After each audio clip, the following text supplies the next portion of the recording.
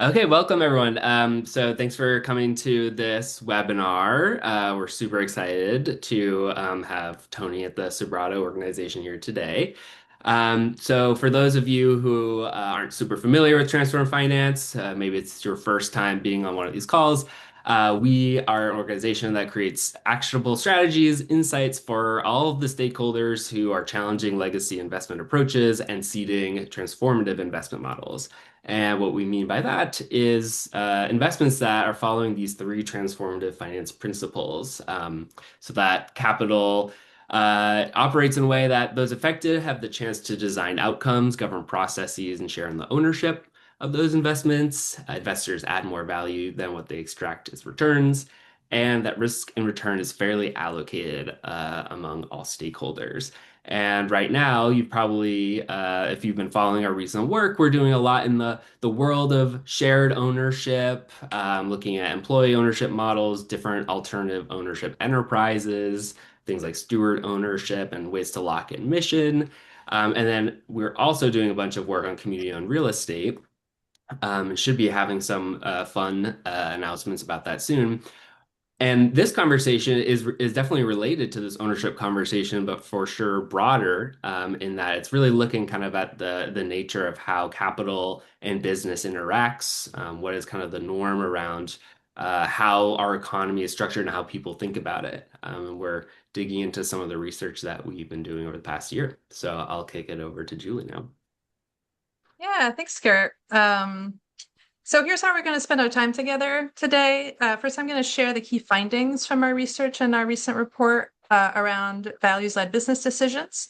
And then we'll hear from Tony Mestres, who's the CEO of the Sobrato Organization, about how they put values at the center of their work, kind of bring all of this to life. And then we'll make sure we have time for questions. So as we go along, feel free to add questions in the chat. And at about the hour mark, we'll break into small group discussions. We found, there's a ton of experts in this community and want to make sure we have a chance to connect with each other and hear reflections and take the conversation further. So that's kind of how we'll spend our time. So I'll kick it off now to share some highlights from the research, kind of the cliff notes.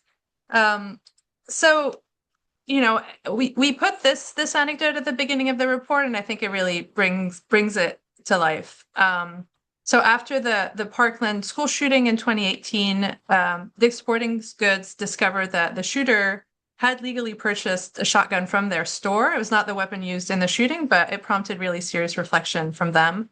And you see here what the CEO, Edward Stark, said, which is, we did everything by the book. We did everything that the law required. And still he was able to buy a gun. When we looked at that, we said the systems that are in place just aren't effective enough to keep us from selling a gun like that. And so CEO Edward Stack and his board decided that legal compliance wasn't enough, and they permanently stopped selling assault-style rifle and raised the minimum purchase age for all firearms to 21. That cost them $150 million in sales. And what we found in our research is that Edward Stark and his board are not alone. We found hundreds of leaders across industries making similar choices, choosing values over short-term profits. And we're calling these decisions values-based decisions. So what do we mean by values-based decisions? It's essentially a choice that is primarily guided by values above purely financial considerations. And values range widely, right? And it could be environmental stewardship, economic inclusion, freedom, community, religious faith, and many more. And we're not really casting a judgment around what's a good value, what's a bad value, really just looking for decisions where values come first. So just to give you some examples, Bob Moore, the owner of Bob's Red Mill, transitioned his company to full employee ownership to ensure that the financial benefit and decision-making at the company remained in the hands of those who sustained the company when he left. Lush, the cosmetics store, closed its stores in the UK and its factories temporarily in solidarity with people in Gaza, protesting what it described as Israel's obstruction of humanitarian aid. Chick-fil-A closes its doors on Sundays so that workers can rest or worship, and essentially foregoing revenue for that day every week, once a week, all year long. The Associated Press has a cooperative ownership structure to protect its editorial independence. So the list goes on and on and on. And we looked in our research at 600 similar examples to understand when, why, and how these decisions happen when values come before short-term profits. And why do this work in the first place? Really, our main interest in this is examining the deep assumption in our economic system, which is that corporate board members and managers are expected, even obligated, to singularly prioritize short-term financial value creation. And that belief functions as a powerful social norm. It's reinforced by investor expectations, in business education, by market incentives, and enshrined in policy. And even just this weekend, I don't know if you saw the op-ed by Oren Cass, who's a kind of center-right think tank, unlikely ally of our work, wrote in the New York Times about the cost of this mindset, which focuses on financial returns for investors while destroying actual value for workers, communities, and the real economy. And in his op-ed, he highlighted the need for a cultural reckoning, which is part of what this work is about, really. I definitely did not expect to agree with him this much. So when they make values-led decisions, business leaders challenge that norm of prioritizing short-term financial profit. While clearly voluntary action alone won't deliver systemic change, it can build credibility and shift mindsets, especially when paired with broader efforts across investors, policymakers, workers, and civil society. And that's what this research aims to contribute. Because too often when it comes to choosing values or foregoing short-term profit, the conversation has focused on kind of these two options. Either you're an exceptional leader, you're defying the, you're making really tough calls because, of your singular conviction, or you're really taking action only when it's a win-win, when it's, energy efficiency lowers the costs of doing business. But really what we found in all of these examples is there's a lot of options in between these two possibilities. And what we've surfaced is replicable strategies, kind of what tends to work for whom, under what circumstances. And we hope it provides inspiration and contributes to redefining the norms of business. And our goal isn't to prescribe one path, kind of the right way to do it. It's really more about broadening the field of possibilities for leaders who are ready to act on their values. Surveys show that business leaders support pursuing values, but believe their peers don't. So it's a funny dynamic, right? Where everyone thinks it matters, but no one thinks it's possible. And also, they don't necessarily know how to integrate values into day-to-day operations. And this is what we're trying to address with this report. So to summarize kind of a couple of key takeaways from the research. One, acting on values is more common than most imagine, but it requires institutional design to make it systematic rather than one-off. And second, we surface kind of three lenses for understanding and shifting the conditions for decision-making. First, freedom of choice, which is the constraints and enablers that shape what's possible, the options available to a business leader. Second, the mechanisms. That's legal, organizational, cultural, and other tools that really institutionalize values so that when a decision comes up, you're not just left to, how do we feel right now? Do we think it's possible? And finally, inflection points, which are specific moments when mechanisms can be introduced, tested, or realigned. So all of this might seem a little abstract. I know I love frameworks, but not everyone loves them quite as much as I do. So I'll go into detail, a little bit more detail on these and explain them a little bit more. So first, freedom of choice. We define this as a combination of constraints and enabling factors that shape what options are available to a company in their pursuit of values-led actions. So let's be real, business leaders face pressure. They need to create profitable businesses that are growing. And really the key here in this idea of freedom of choice is understanding which pressures are real and which aren't. What's a market force, a competitive pressure, and what's conventional management training? And to understand which decisions today might restrict your freedom of choice tomorrow, which decisions as an early stage entrepreneur are you making that kind of put you on a trajectory that might reduce your options later. So this freedom of choice essentially is composed of of a variety of factors that can be grouped into three categories. One is direct control. Those are things determined inside the company. Your leadership orientation, your business model, your ownership structure, those are things that you can change as a business leader. Second, there are areas of shared influence, and those are factors that are shared through negotiation with stakeholders like investors, board members, employees, government, those kinds of things. And then finally, there's indirect influence. And those are factors largely outside a company's control. That can be the political environment, the economic conditions, or things that can only be changed over a long period of the time. So a company's financial strength, for example. So all of these factors together essentially combine to create a business that has either a lot of options and can always make values-led decisions, or most of the time, or very few options where those are much more difficult. So just to give you a couple of examples, Google, for example, strong financial position, strong market power, considerable freedom of choice, became the first major company to match 100% of its electricity with renewables, which was a much more expensive choice. And they were able to do it because they had the margins to do that. On the other side, Unilever is an interesting example of what happens when you have more limited freedom of choice. The CEO, Paul Pullman, came in and did a lot of work around integrating sustainability practices. He suspended quarterly earnings, he linked executive pay to impact performance, on and on. But the fact that the company was publicly owned left it exposed to short-term investor pressure. And there was a hostile takeover attempt in 2017. Pullman was ousted, and the decisions were reversed.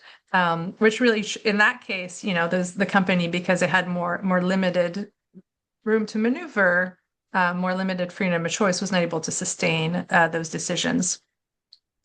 I want to add one thing here. Freedom of choice does not mean enabling any type of decision. Some leaders actually increase their freedom of choice to make values-led decisions by creating constraints prevent non-aligned decisions in the future. So Patagonia would be a good example, right? Where they converted to a nonprofit and perpetual purpose trust. So they codified their values into the ownership structure, which actually limits managerial discretion, managerial freedom, but expands the ability to make values-led decisions. And these intentionally imposed restraints make values-led decisions more durable and harder to reverse. So it's kind of a freedom to restrain yourself. So, that's one piece to notice and to mention on this term, freedom of choice.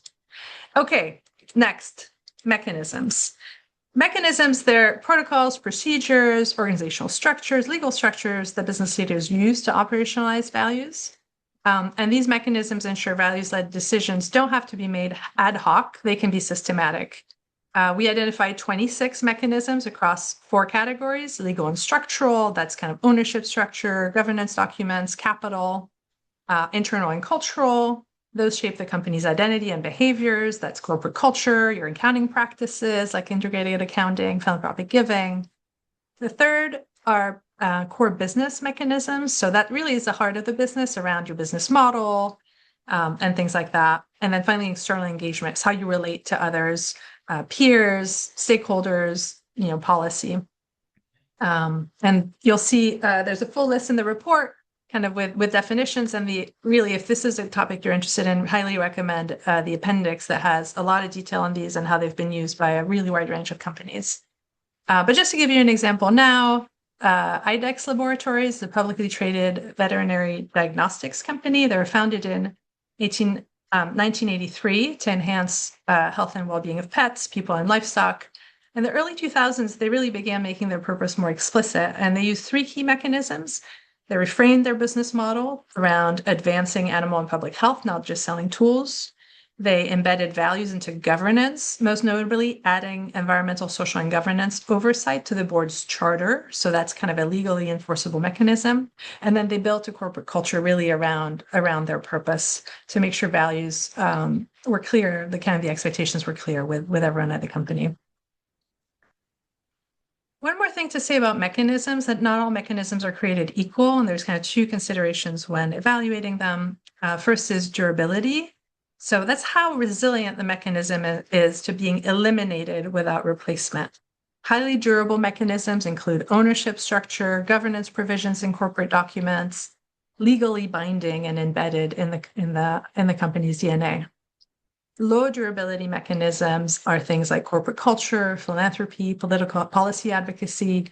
These are essential day to day, but really vulnerable to reversal when leadership and market conditions change. And really, what we've seen is companies that are kind of most consistent in terms of making values like practices, they use a combination. They'll have maybe a structural lock with cultural and market reinforcement. So that's an important thing to consider when looking at mechanisms. The second is really thinking about that interplay between mechanisms and freedom of choice. So you are at a company at a particular time, you have a particular amount of kind of optionality, but you can look for mechanisms that really expand your freedom of choice over time. That can be either by seeking to shift external influences like industry standards, shaping consumer preferences, or shifting the internal structure of the company.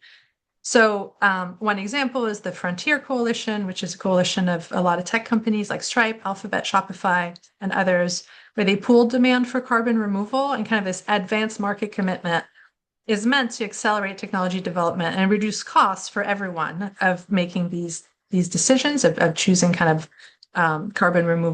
making carbon removal investments. Last lens is inflection points, and that is probably the easiest, most intuitive of those three lenses, but really an important consideration, which is what are moments in a company's life cycle when these mechanisms can be introduced or realigned, or when they're going to be challenged, and particular attention might need to be paid to this. So founding is when values can most easily be built into a company's DNA. These early decisions about ownership, governance, capital, business model, all of those set the path for how much freedom the company will have later. Scaling, periods of rapid growth, complexity, that is really a moment of important risk, when the risk of mission drift is highest and values need to be reinforced. Change of control is another huge one. Transitions like IPOs, acquisitions, mergers, or even massive, significant leadership succession moments really raise the stakes for values alignment. And that can be a moment where we're seeing, for example, transitions to employee ownership can be a moment of enshrining values versus going public, a moment that might make it more challenging to maintain values. Crisis is disruption. Don't let a good crisis go to waste. Those are political shocks, disasters, scandals, downturns, technology transformation, many, many opportunities to both test commitments, but also open space for meaningful shift. And then finally, this isn't really a moment in time. Maybe we're cheating a little bit here with our inflection points, but we want to acknowledge that some companies strengthen values really through strategic evolution. It starts small and grows over time. They're making proactive, progressively deeper values-led changes that aren't tied to a particular kind of moment. So I want to share a couple of examples to really bring how these things come to life. So first is Civica RX, and this is a good example of the importance of the founding inflection point. So in this case, Dan Liljenquist saw essentially the collective action problem in the generic drug market, which is that individual hospitals are chasing the lowest price, but in doing so are essentially choosing often one supplier that then gets a monopoly that can then, they can then increase the prices, or it leads to shortages. So there's this really tricky dynamic in the generic drug market where the competition is definitely imperfect and it requires a new solution. And so he helped bring together 7 health systems and 3 philanthropies around a membership models. And the member hospital essentially committed to purchasing a portion of their drugs through Civica, rather than constantly switching suppliers with whoever had the lowest price, to ensure sufficient price competition for kind of key drugs and a steady supply also, most importantly, things like insulin. And this design, was really interesting, and talking to Dan and learning about Civica is how deliberate the design was and how it combines both kind of hard, durable structural mechanism, more soft, less durable mechanism that really enhance the results. For example, this organization that their revenue comes from selling drugs, so it has really a revenue model, but They're incorporated as a nonprofit, so they don't need to return profits and returns to investors. Their members all access drugs at the same price, which creates incentives for new members to join and stability for the business. So the kind of really the business model is thought around, how can it be aligned with values? The governance structure is also meant to protect values. Decision making is unanimous, and is one example. And then the organization also invests in training for all of the employees to understand what are our values, why do we exist, what is this about? So that's an example of kind of at the outset, you can really set things up, in ways that can feel really powerful. So I want to give you a different example around the change to control inflection point, and that's the Honey Pot Company.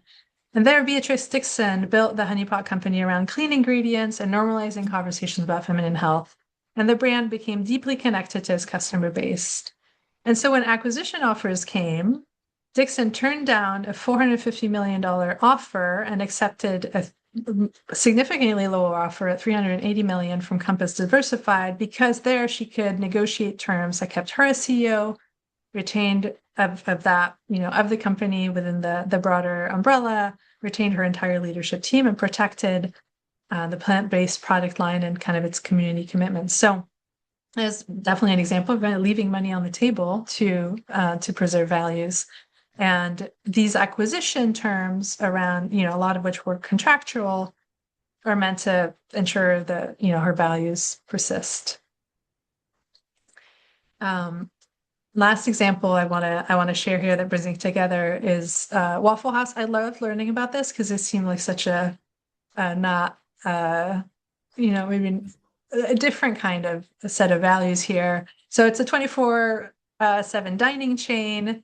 And one of the things Waffle House does is to stay open during disasters, hurricanes, tornadoes, floods, even when it's not profitable. One thing is, FEMA noticed, and during Hurricane Katrina created a Waffle House index, which is measuring disaster severity. Essentially, if the Waffle House restaurant is closed, that means resources need to go there immediately because things are really bad.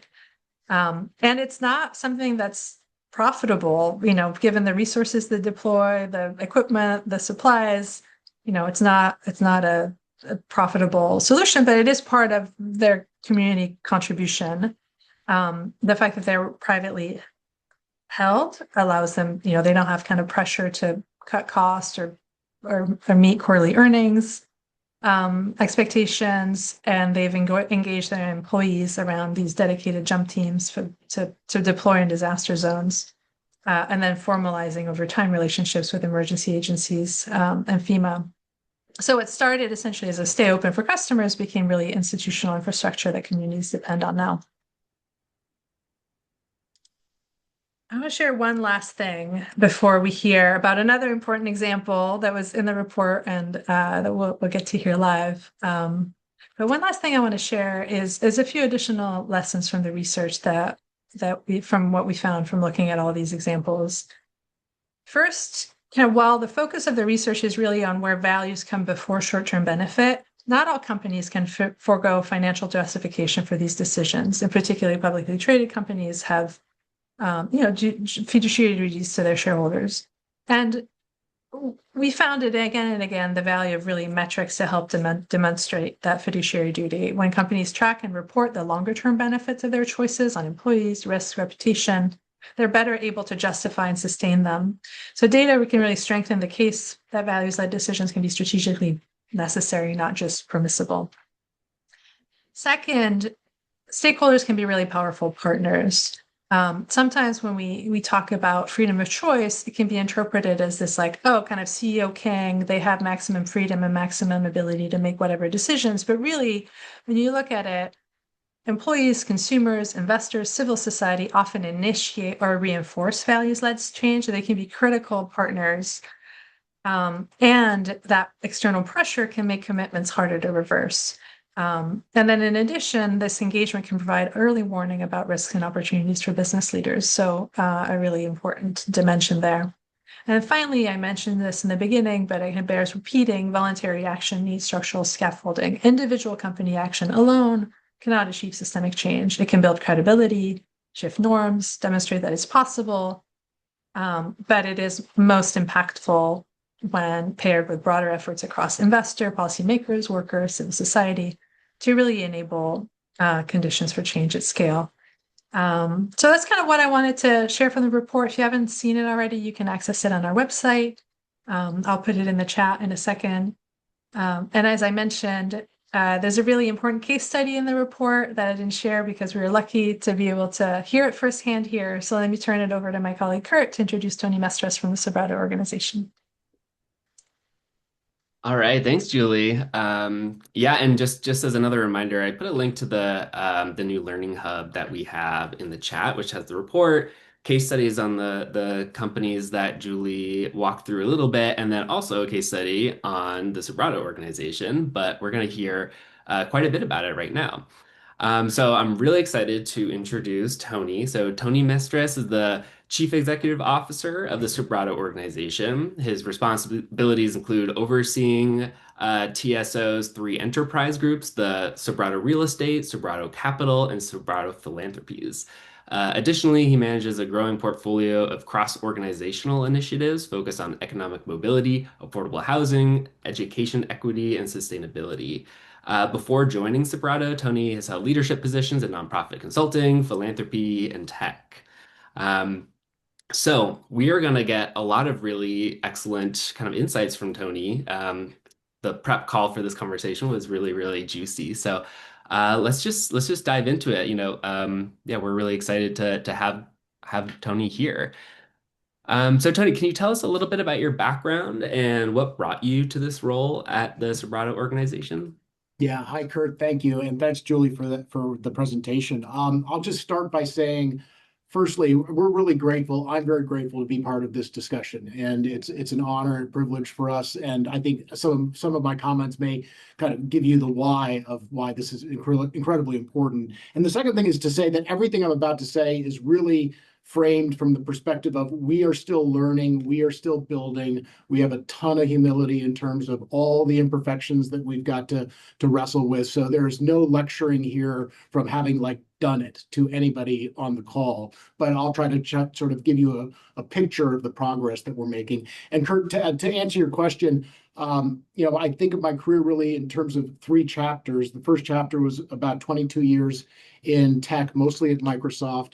I learned great skills. It was a purely capitalist profiteering type of orientation. God bless the company. They taught me a lot. They were very supportive of me as an employee in trying to find purpose in the world and trying to do something that accrued to a greater good. So there was a lot of goodness in that. But it was a profit capitalist orientation, and the experiences I had there gave me a toolkit that, as I kind of evolved and grew as a person and thought about my values and what was important to me in terms of how I was showing up in the world, how I was modeling to my kids, I made this managed midlife crisis decision to shift entirely to really the nonprofit sector. And I got a chance to lead Seattle Foundation, a large community foundation in the Northwest. And one of the things that was important for me about that is that this moniker of nonprofit, I actually don't think is right. It's for impact. So I was in a for-profit chapter, then I got to be in a for impact chapter, and the thing that I realized in that for impact chapter is this kind of playbook of society on private sector makes money, pays revenues to the public sector. Public sector is supposed to do the things to make the world a better place. And then in the middle, you've got this for impact, i.e. nonprofit, both funders and grantees ecosystem, and it's just not working. And so when I got a call to come to Sobrato, what was really fascinating for me was that at first I thought it was to run the Sobrato Foundation, which I had great respect for, but I'd sort of done that. Actually, they said, no, this is about actually running the entire enterprise. And that's three enterprise groups that are both profit and mission. And that's a real estate operating company, a capital stack, as well as a set of philanthropy vehicles. And the opportunity to actually take those first two chapters and meld them in a way that was trying to write a new playbook on the integration of profit, responsible profit, and mission. That was unique, and it doesn't exist very often, and I'm really proud to be doing it.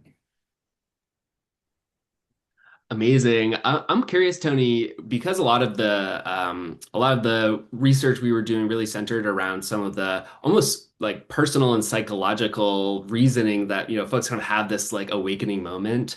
Was there anything in your shift from for profit to for impact? I love that term. That was like really something that kind of like catalyzed or inspired you to seek out that kind of change in your career?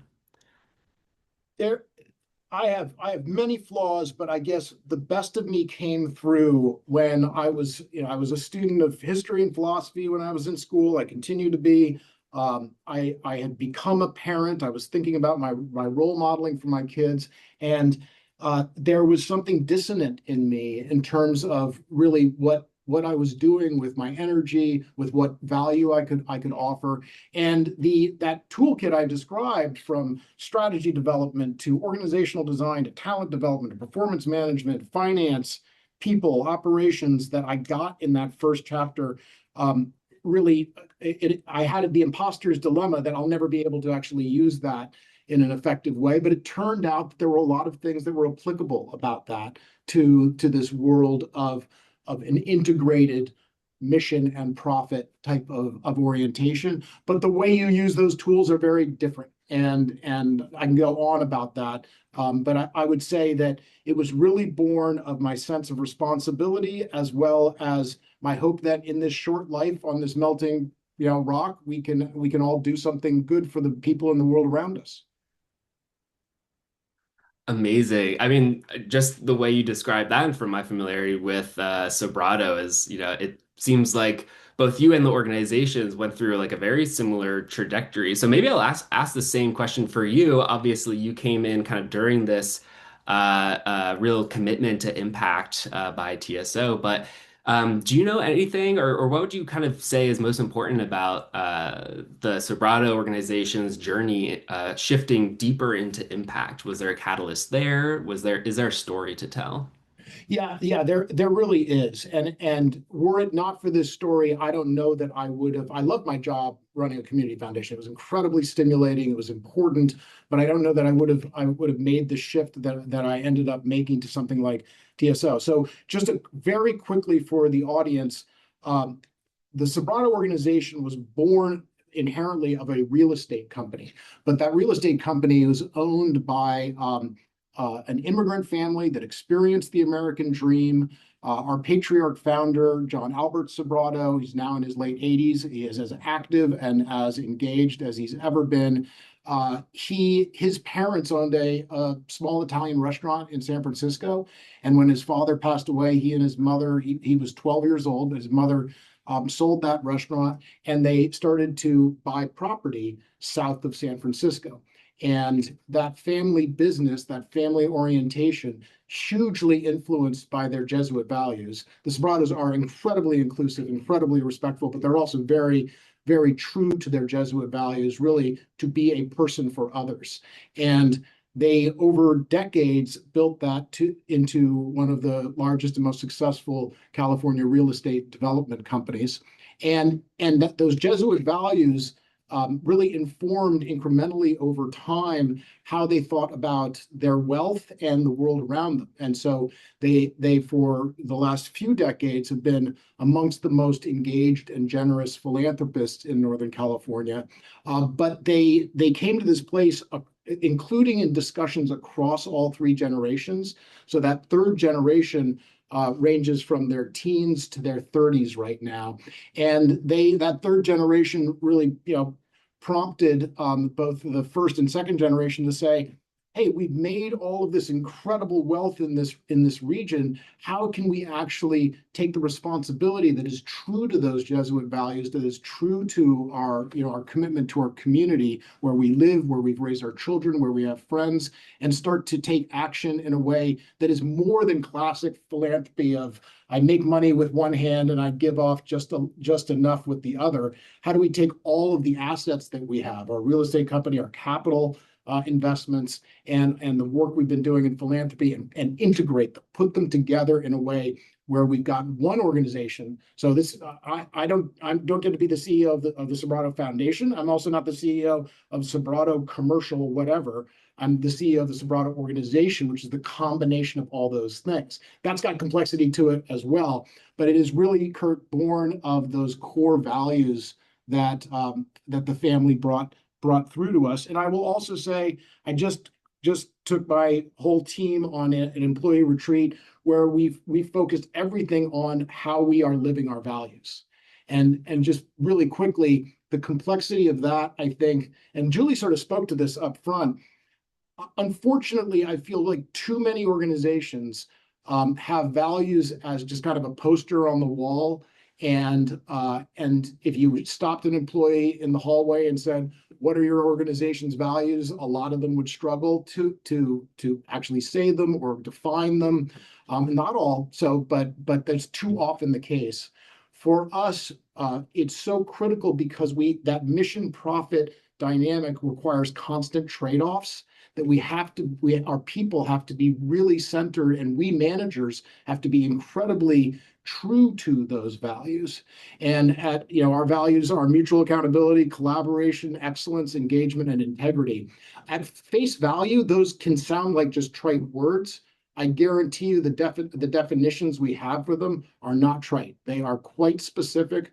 The engagement refers to how do we listen to community, how do we listen to partners, how do we show up with those partners, including especially with community.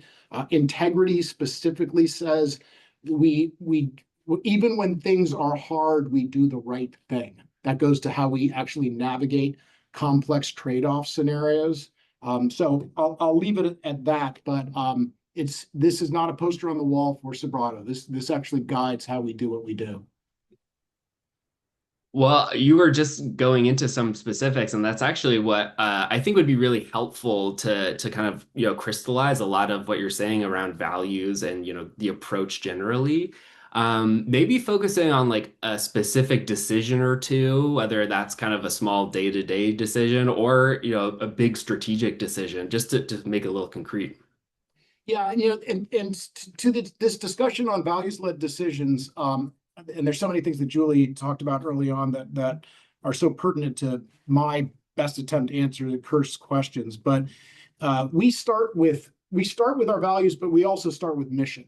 And our mission is to build a more equitable and sustainable world through business and philanthropic leadership. And one of the things that I'm just absolutely committed to is the constant orientation around that mission. So as the ownership group charged us with this integrated model and that mission I just articulated, we took the first operative word in that, equitable, looked at what we've been doing philanthropically, looked at the world around us, looked at our assets, and said, well, equitable in terms of its first manifestation across the enterprise should really be about affordable housing. We are a real estate company. We have lots of skills. We have lots of assets. We have lots of partnerships and networks. How do we drive affordable housing? So our housing security initiative was the first cross-enterprise initiative. That's across our real estate, capital, and philanthropies team, where the team had to come together, both the for-profit as well as the for-impact leaders and the leaders in the middle who wrestle with both, especially on the investment side, and decide how do we as a large real estate developer that has benefited massively from a certain aspect of housing and commercial office real estate in California, how do we look at the glaring widening gaps associated with affordable housing and do something about it? And that initiative has a strategy that is really with 3 Ps: preservation. So we will buy older apartment buildings, rental multifamily residential, reinvigorate them and really target them at lower income families and individuals who, especially in Northern California, Silicon Valley, have the scissor charts of wealth and income inequality are about as worse here as they are anywhere in the country. And so that's been an incredibly interesting thing to have leaders from different parts of the enterprise kind of lean in together to a common mission. And that includes production, the second P, so investments in building new affordable housing stock, as well as policy. What are we doing upstream at a state and a federal level to try to affect how more affordable housing can be addressed? And it's amazing work. We're getting better every day. It's very real, but right now, over the last couple of years, thousands of individuals and families are now in stable, secure, dignified housing as a result of that initiative of ours. Amazing. And so mentioning some of your real estate support and investments, that's been another kind of connection point for Transform Finance and the Sobrato organization. We're looking into a bunch of different community and real estate models, and in California, Yeah. Sobrato comes up a lot as one of the capital providers that are willing to kind of take more risk than most folks in similar shoes.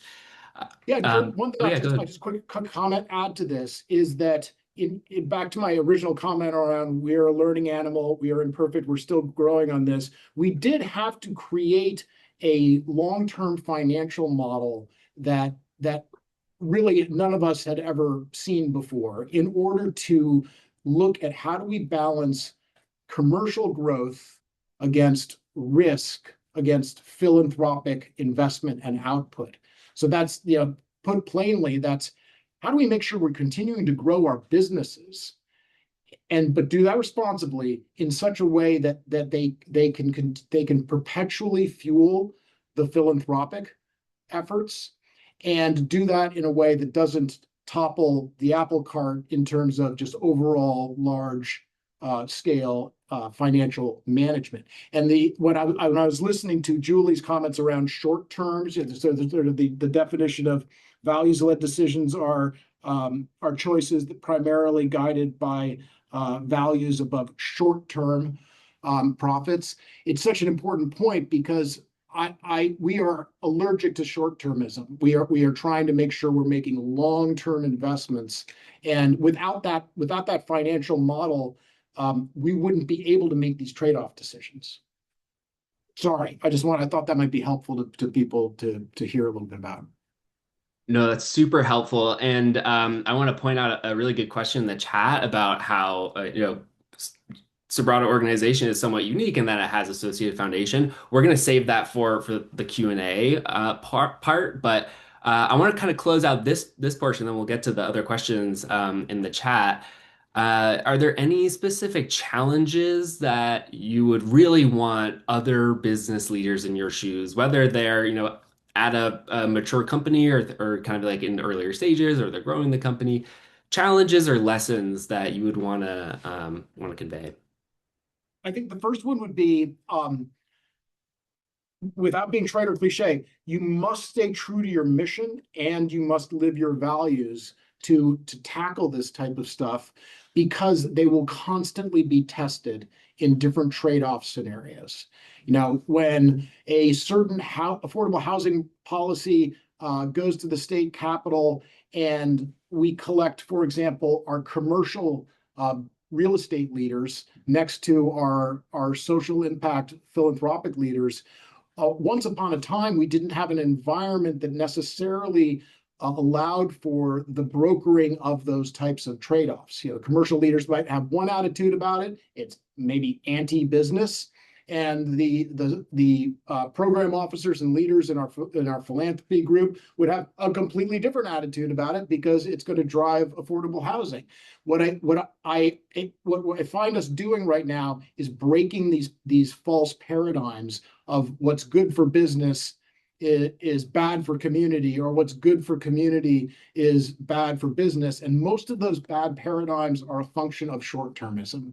And so I would say, be true to your mission, be true to your values. If you break your mission, you break your values, you break your culture, you break the org, you're done.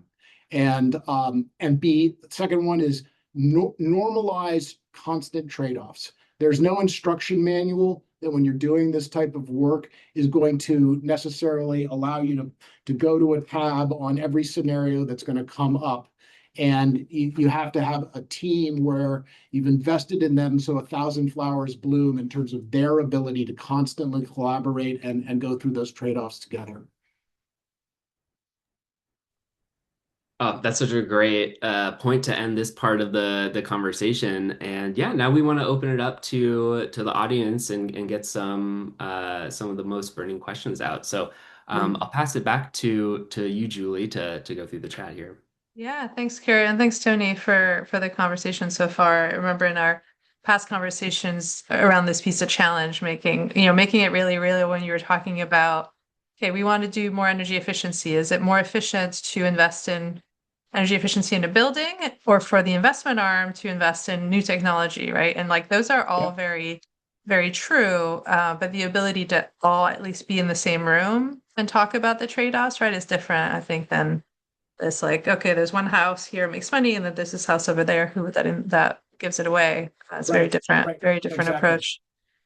Yeah, yeah. Thanks for sharing that. There's a question from Danielle in the chat about kind of the internal engagement process, right? In a family held business, especially multiple generations engaged. Um, Danielle had a question about, are there tensions and conflicts that emerge? What help navigate potential political differences or differences in approach? And in particular, I think for folks who are, in similar seats of third generation family members, often they might be engaged on the philanthropic side, like the foundation piece of it, but not in the larger business. So any advice in terms of, how to engage actually the larger institution or the business on values integration? So it's kind of a two-part question, right? It's like conflict, how to navigate, which some of it might have been before you joined, and then this other part of like, how can family members actually get engaged? Yeah, Danielle, it's a really good question. I'll try to be as brief as possible, but to give some texture to it. First of all, the thing that is fantastic about working for this ownership group, working with this family, is that they walk the walk. They are true to their values. They evidence that every day. The current ownership group is 14 different family members, so they are 14 very different people. And to your question on politics, they range from Barry Goldwater to Che Guevara. Like it is a complete spectrum. And so part of our responsibility in supporting them is to create the right dynamics, the right governance, forum, etc., the right information so that they can wrestle with debate and decide how to give us clear, unified action on certain fronts. And that's to say, back to kind of normalizing things, it gets messy. But I've found that as a credit to the people of that incredible family, they live those values that I described, that we as an organization live in terms of how they work with each other and they love each other. So it's one of the things that I've thought about with the work with the partnership with Transform Finance is, in some ways, I benefit from, as CEO, a wholly owned company that is wholly owned by a multi-generational family. I will tell you that there's pluses and minuses to that, to the dynamics of getting them together. But they've been incredible about working hard to wrestle with things to allow us to have clear direction. And they recognize in that mutual accountability value that it's their job to do that. And if they're speaking with forked tongue or they are a multi-headed beast in terms of how they give us direction, how they make decisions that are based on our recommendations, then none of this will work. So they step up to that. I do think about this challenge relative to public companies, and I will say I think there are different dynamics, but I would not suggest that it's valid for a public company to claim that they can't do these things, because while it's a different stakeholder group and it's a bigger stakeholder group, so many of the same rules I think apply. Yeah, thank you. Thank you so much. There was a quick question about the book Servant Leadership by Robert Greenfield. Laura Page was asking, is that a framework that you've looked at or has informed your thinking? I'm a lifelong student of servant leadership. It's an amazing book. I will say that it's an especially important book given what our design and our mission is. It's important, incredibly important kind of ethos, because if you're going to have a team that is able to wrestle with trade-off and collaboration scenarios, there is no way that a top-down classic leadership model can actually handle that. You can't scale to it. There's too much activity going on that's got tension to it. And so you have to be a servant leader in terms of your attitude around setting the environment, the enabling conditions, the talent development, the clarity on performance as well, so that the larger system, very consistent with the principles of servant leadership, can scale to address that normalized set of constant trade-offs and new collaborations and new design builds, etc. So hallelujah to the question. Yeah, and what you're, I'm pulling together a couple of things that you're saying right now that's within that partnership, right, that we haven't, it's like could be a whole, obviously so many things written about leadership, but there's to this broader question, right, of business norms and how we are taught to be business leaders, both in education and then when we're in the business world. Those are often questions that there's one right way to do it, and to do it differently, right, to center values, the way you lead has to be different, because you need your teams to be able to wrestle with these trade-offs. This question of you need to be okay with the fact that things aren't going to be clear and there's not going to be a playbook and you have to make decisions on the fly. There's a lot of ways in which it is different from, I think, how a lot of us are trained classically in management. So yeah, that book, Servant Leadership, is a huge asset. And I feel like there's, a whole set of practices that really need to be taught and practiced. And I'll just comment, Julie, that in my lifelong study of leadership, the Eisenhower quote, "You can't snow the troops," is especially true when you're dealing with these types of dynamics. So unfortunately, we maybe because I'm a bit older than a lot of the audience, back when I entered the professional workforce, managers and leaders were sort of trained to have this performative persona on how they show up to people, how they give direction, and I had to, in that first chapter of my career, completely dissemble that performative persona in order to find my own authenticity.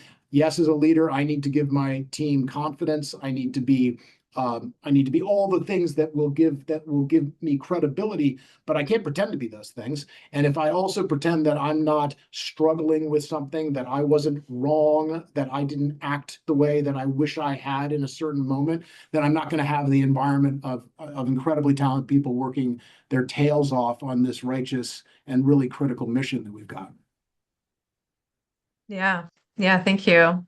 I want to flag, one thing I did not do at the beginning, but very excited to flag one of the key researchers on the team and the lead author for the report. Susan Perez is on the call on the webinar. She's now That's great.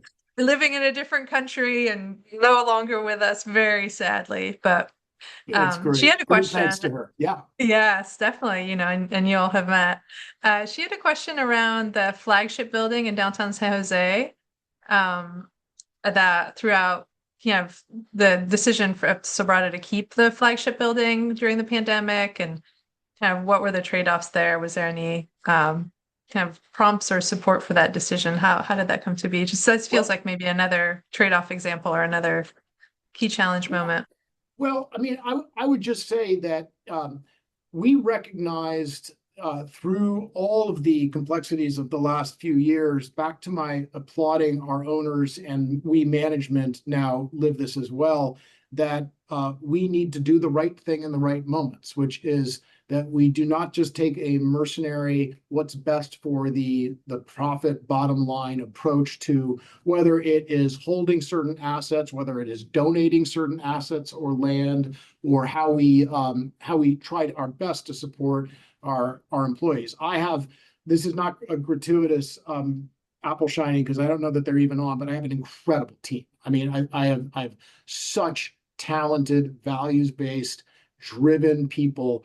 And the thing that's been most inspiring, so I'm expanding from the question, but the thing that's been most inspiring for me is that as we've gone through this integration from the silos, profit, mission, the people of the team, from social justice warriors to construction hard hats, have really leaned in with great respect and curiosity about each other.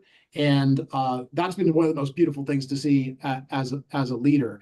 Any notions you might have that a certain type of person in a certain type of role can't bridge this balancing mission and profit, I would just dispel you of. There's enormous potential for people to lean into this values-led type of model. I see it every day.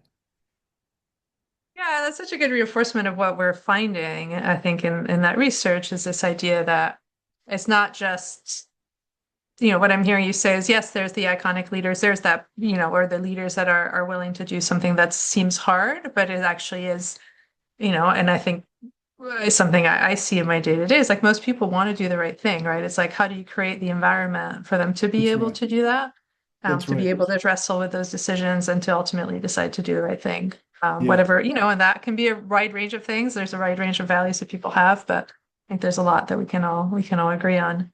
agreed. Um, I know there's one more question in the chat, but unfortunately we have to wrap in terms of the time that you have, Tony. But thank you so much for the time, for the conversation, for the work. Yeah, and I think what you said up front, right? There's a lot of ways in which there's a lot to learn from Sobrato, and there's also a lot of things that you all are still learning. And so there's like the management books on this, like there's not enough of them around Well, how to do that work. yeah, and to everyone out there, a great privilege to be able to talk to you and share with you. And thanks for listening. And Julie, thanks to you and Kurt and the rest of the Transform Finance team. It's incredible work you're doing. Yeah, thank you. Yeah, thank you. So we have another 30 minutes of time. What usually happens in these calls is some folks, you need to go at the hour, and if so, feel free to do that. But also, it can be a really nice chance to actually connect in small groups and have a chance to like discuss this a little bit more. There's a lot of, I see a lot of you that I know could like be leading the webinar also. So what we'll do next is do breakout rooms in small groups and invite you essentially to do introductions. So to start with, just everyone meeting each other. And then a couple of prompts that I suggest is what resonated in this conversation, in this presentation, and what didn't quite sit right with you. I think it's a tricky topic and can sometimes be in the category of like, as I said, like the voluntary corporate action is a really important, necessary ingredient, but insufficient. And there are other ways in which, you might have criticism that we'd love to hear. And then curious to hear kind of what opportunities do you see in your work, or, where do you see ways to make values-led decisions more visible, practical, durable? This is the beginning of a thread of work for us, and an area that will be continuing. And so really eager for the feedback, the suggestions, the recommendations, and all of that. Does that make sense for folks? So we'll do, 20, 25 minutes of discussion, and then we'll bring it back and have folks have a chance to share if there's anything. And if not, we'll just kind of go on our way. So thanks for the folks who are still here. I'll set up, and no worries for the folks who need to go. But we have found that Sophie, are you there? Can you help me with the breakout rooms? I'm not seeing it. Somehow I am failing at this. Oh no, I see it now. Okay, I'm good. So it's a nice, it can be a nice chance to have a conversation. All right, I'm sending you all. Yeah, well, I hope you all had good conversations in breakout groups. And I wanted to, I think really say a couple things in closing. One is, this is really this piece of work around values-led businesses is, we see this report as the beginning of a big thread of work around how do we shift the norms of business and what good business looks like. And so really open to feedback, guidance, suggestions, offers for connection. Like please don't hesitate to reach out to us. And then second is you'll have a feedback survey when you close out of this. So please fill it out. It also helps us in our work. Yeah, anything anyone wants to share from their breakout room or any kind of parting reflections before we close?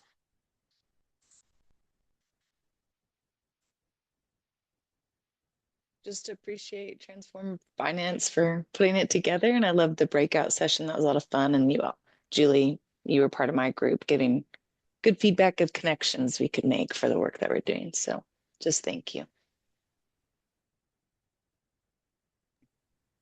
Brilliant. Yeah, I'm looking forward to looking around the hub. Did you do any formal looking at the notion of stakeholder versus shareholder and all of that stuff yet? Or At a high level, I think in terms of there's so much work, right, that's happened in this question of like business for good. And the idea of stakeholder capitalism is definitely a big one. So we've read quite a bit around that. It shows up in some of the mechanisms. So some of it is formal around ownership structure, and some of it is less formal and kind of in that closing lesson around the role of stakeholder engagement in making good decisions and values-based decisions. So that's kind of where it shows up. But it's not called, there's No. I'm we glad you didn't didn't want to get call out. pulled down that rabbit hole. No. You added something new instead, which was really cool. And whether people tease you about frameworks or not, I love the chart on page 24. Ah, very nice. Yeah, no, I love yes, that is a crowd favorite. We almost didn't include it. So I was like, oh, it's too much. And then that is the most consistent feedback I've gotten is like, what a great chart. So I'm glad. Well, that's terrific. Thank you, and Kurt and Yeah. everybody else. It's really it it was opening up a different view, and that's hard to do. So serious Mhm. congratulations to you guys. Yeah, thank you. I really appreciate it. And thanks, Ellen, for the note in the chat. Um, well, thank you all so much. Really appreciate, all of us the staying to the bitter end. Looking forward to the feedback. I find, I know it's common people don't always want to, go in video and go in group chats, but I hope for the ones that stayed, it was useful and good to connect with each other and learn more about kind of our respective interests. Thank you all so much. Have a lovely Take care. rest of your day.